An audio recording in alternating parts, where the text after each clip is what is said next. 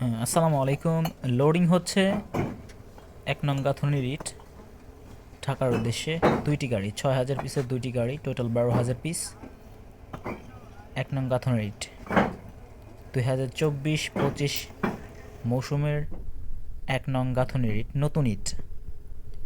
ইটের সাইজ পুরো ৯.৫, পুরো ৯.৫, ৪.৫, ৩.৫ এবং ইটের কোয়ালিটি কোয়ান্টিটি নিয়ে আপনারা কোনো কম্প্রোমাইজ করি না।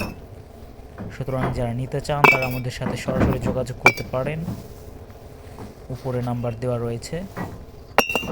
সেই সাথে আমাদের লোকেশন হচ্ছে কালামপুর, ধামরাই, ঢাকা।